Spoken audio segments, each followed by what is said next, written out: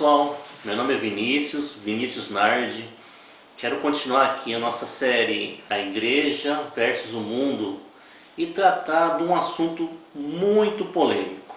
Uma das questões das mais polêmicas que existe na Bíblia, que é o caso da feiticeira de Saul. É muito comum espíritas, pessoas que praticam necromancia, utilizarem desse texto para validar uma prática que Deus não aprova. Então, para entendermos do começo, vamos entender a origem da palavra necromancia.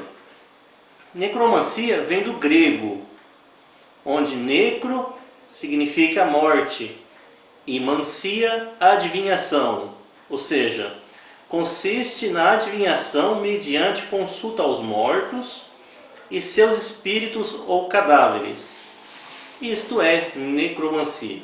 Mas será que Deus aprova isso? Será que Deus se importa com isso? Vamos então às Escrituras. Vamos lá nas Escrituras ver o que Deus disse quando estabeleceu a lei para Moisés.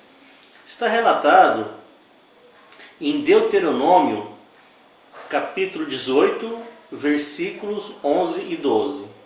Diz assim: nem encantador, nem necromante, nem mágico, nem quem consulte os mortos, pois todo aquele que faz tal coisa é abominação ao Senhor.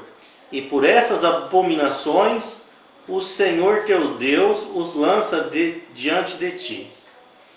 Então, necromancia, a prática do necromante ou quem consulte a mortos, é abominação para Deus. Então, ponto passivo. É pecado, está errado. Deus não aprova necromancia, consulta mortos. Deus não aprova. Então, vamos pensar assim, se Deus instituiu isso como lei, significa então que é possível a consulta a mortos? Seria uma boa pergunta. Mas eu penso que Deus, Ele não só condena a prática, como também diz que não é possível. Se nós lermos o capítulo 17 de Lucas, o Evangelho de Lucas, nós veremos lá que Deus diz claramente que quem está morto não se comunica com quem está vivo. Vocês podem depois folhear a sua Bíblia em Lucas 17, que conta a história de Rico e Lázaro. Então, além de Deus não permitir a necromancia, Deus também diz que não é possível. Mas por que foi colocado então como lei que não pode ser feita a necromancia? Penso que dá margem para o diabo atacar, dá muita margem para o diabo vir e fazer o que ele quiser. Infelizmente é isso que acontece. Falo sempre sem rodeios. Necromancia, consulta a mortos, é porque consegue, porque conseguiu, porque alguém consultou e falou com alguém do passado. Isso é possessão demoníaca. E tem como provar? Justamente no texto que conta a história de Saul. Vamos entender bem a história de Saul, onde está relatado, para não termos dúvidas sobre o assunto. Esse texto é usado para se dar margem a permitir a necromancia, que é possível. Mas vamos entender bem que é justamente o contrário. A leitura toda está relatado no primeiro livro do profeta Samuel. 1 Samuel, capítulo 28, versículos 3 a 19. Vamos fazer a leitura e meditando em cada ponto dela. Já Samuel era morto, e todo Israel o tinha chorado e o tinha sepultado em Ramá, que era a sua cidade. Saul havia desterrado os médiuns e os adivinhos. Ajuntaram-se os filisteus e vieram acampar-se em Sunem. Ajuntou-se Saul a todo Israel e se acamparam em Gilboa, ou Giboá. Vendo Saul o acampamento dos filisteus, foi tomado de medo, e muito se estremeceu o seu coração. Consultou Saul ao Senhor, porém o Senhor não lhe respondeu, nem por sonhos, nem por Urim, nem por os profetas. Urim eram pedras, Urim e Tumim, eram duas pedras que os antigos sacerdotes do tempo de Moisés em diante consultavam ao Senhor, e essas pedras clareavam, e era uma resposta sim ou não. Eles consultavam o Senhor e pelas pedras se acendessem era sim, se não acendessem era não. Nem por isso Saul conseguiu. Então disse Saul aos seus servos: apontai-me uma mulher que seja médium, para que me encontre com ela e a consulte. Disseram-lhe os seus servos: há uma mulher em Endor, que é médium. Saul disfarçou-se, vestiu-se roupas e se foi, e com ele 2 homens. E de noite chegaram à mulher. Ele disse: peço-te que me adivinhes pela necromancia e me faça subir aquele que eu te disser. Olha quanta incoerência. Saul perseguiu os médiuns, Saul conhecia a lei, ele sabia que necromancia era abominação, e mesmo assim já estava louco, queria o seu desejo se realizasse. Ele a todo custo queria conversar com Samuel, achando que Samuel iria dizer uma palavra que fosse contrária ao que Deus disse, ou seja, que ele quisesse ouvir, e chegou a esse absurdo de fazer a consulta pela necromancia.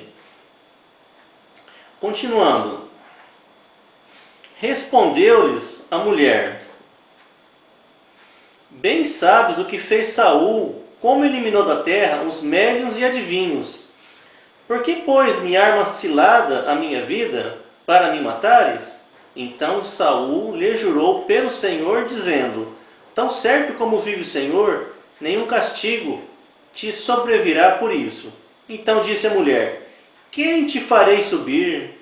Respondeu ele: faz-me subir Samuel. Vendo a mulher a Samuel, gritou em voz alta, e a mulher disse a Saul: por que me enganastes? Pois tu mesmo és Saul. Respondeu-lhe o rei: não temas, que vês? Então a mulher respondeu a Saul: vejo um Deus que sobe da terra. Perguntou ele: como é a sua figura? Respondeu ela: vem subindo um ancião e está envolto numa capa.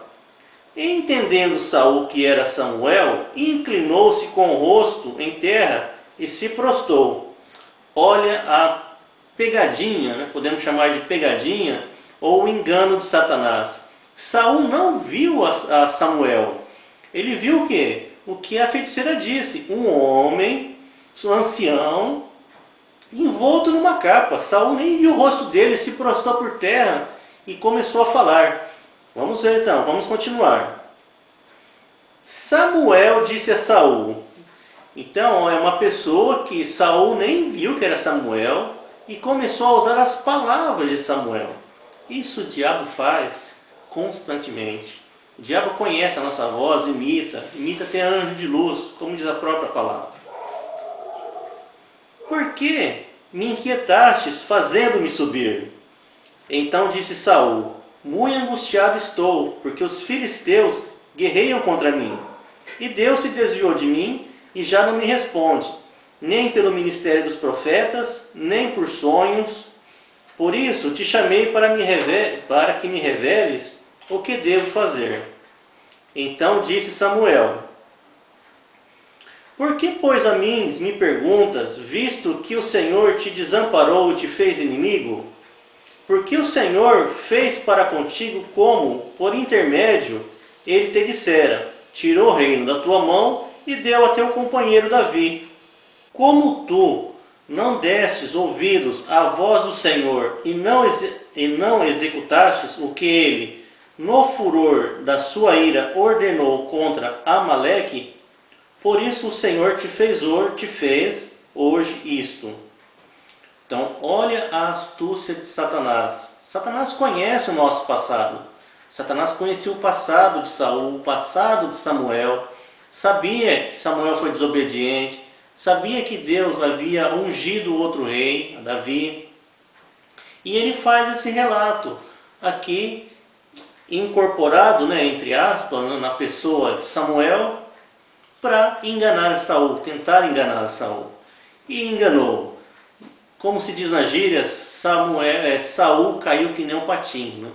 Vamos entender por quê. No próximo versículo. O Senhor entregará também a Israel contigo nas mãos dos filisteus, e amanhã tu e teus filhos estareis comigo, e o acampamento de Israel o Senhor entregará nas mãos dos filisteus. Então vamos imaginar que fosse Samuel realmente, que por algum motivo Deus havia feito uma permissão e Samuel subisse e fosse conversar com Saul. Quando ele diz assim, que amanhã estarás comigo, como que isso é possível? Se Samuel, que foi um grande profeta, tinha a vida correta, realmente estava com Deus, está com Deus e estava naquele momento com Deus. Como ele poderia falar a mesma coisa de Saul, que era um rei louco, que se perdeu, que fazia somente as suas vontades, que desagradava a Deus, fazia tudo contrário à vontade de Deus? Como que esse homem estaria junto com Deus? Isso é impossível. Saul, do jeito que estava, sem arrependimento, iria para um local chamado inferno. Mas como Samuel, nos céus, iria permitir que Saul, que se morrendo iria para o inferno, estariam juntos? Ora, é claro, gente, isso é claro. Era uma possessão demoníaca. Quem estava ali era o diabo. Claro que Saul morrendo estaria com ele aonde? Onde ele reina, no inferno, não nos céus. Saul caiu que nem um patinho. Tanto é que no dia seguinte, no meio da guerra contra os filisteus, Saul foi cercado, ele e seus filhos, e quando estava ao alcance dos arqueiros, ele viu para um lado, olhou para o outro, viu que estava perdido. O que ele fez? Pegou a espada do seu escudeiro e se lançou em cima dela e se matou. Saul era muito orgulhoso. Ele não queria passar a vergonha de ter sido destronado, de ver o seu reino perdido. Então o que ele pensou? Bom, vou passar muita vergonha aqui, eu morro e vou estar onde? Junto com Samuel, junto com Deus. Essa era a ideia dele. Foi enganado. Por quê? Porque tinha uma ideia fixa na cabeça, que não agradava a Deus. E o que acontece? O diabo enganou. E o diabo faz isso constantemente. Faz isso hoje, fez isso ontem e sempre fará. Essa é a função dele, nos enganar. E preste atenção você, meu irmão, minha irmã. Ele engana a todos e ele quer te enganar. Cuidado com seus desejos, com aquilo que você quer. Consulte o Senhor, consulte os irmãos se isso é da vontade de Deus, porque o diabo vai te usar para te afastar de Deus. Muitas conquistas, muitas bênçãos, na verdade, são coisas que o diabo permite para nos afastar de Deus, nos coloca na nossa frente. Então é isso, o diabo conhecia o ontem, mas ele não conhece o futuro. Ele lançou uma hipótese para Saul. Amanhã você vai estar aqui comigo. Porque ele sabia do orgulho de Saul, ele conhecia Saul, sabia da possibilidade que ele tinha em se matar. E Saul caiu. Não caia você também, meu. Um abraço.